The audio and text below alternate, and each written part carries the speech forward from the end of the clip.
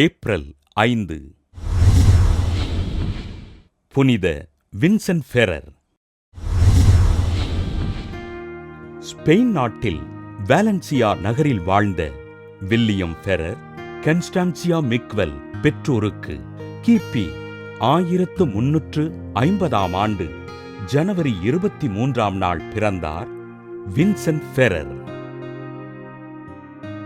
சிறுவயது முதல் இறைபக்தியில் சிறந்திருந்த Vincent Ferrer தன் 14வது வயதில் மெய்யியல் பயின்று கிபி 1367 ஆண்டு சாமிநாத துறவற சபையினில் சேர்ந்து குருவானார்.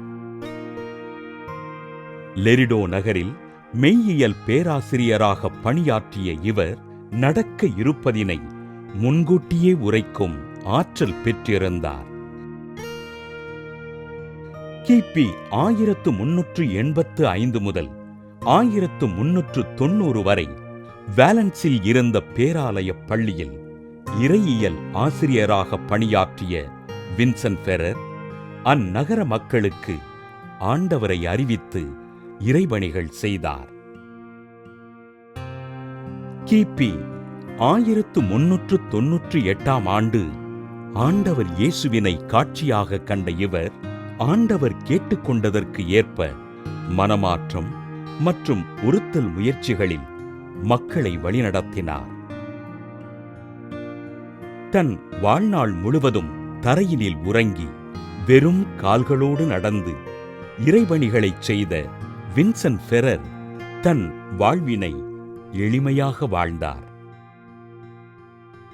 தனது மாணவர்களிடம் படிப்பதற்கு முன்பு ஜெபம் செய்வது அவசியம் என்று அறிவுறுத்திய வின்சென்ட் ஃபெரர் கிபி 1419 ஆண்டு ஏப்ரல் 5 விண்ணகமடைந்தார். இறுதிக்கால தீர்வைக்கு மக்களை தயார் செய்த வின்சென்ட் ஃபெரர் கிபி 1455 ஆண்டு ஜூன் 3 திருத்தந்தை 3 கலிஸ்துசினால் புனிதராக உயர்த்தப்பட்டு கட்டிடப் பணியாளர்களுக்கு பாதுகாவலராக அறிவிக்கப்பட்டார்.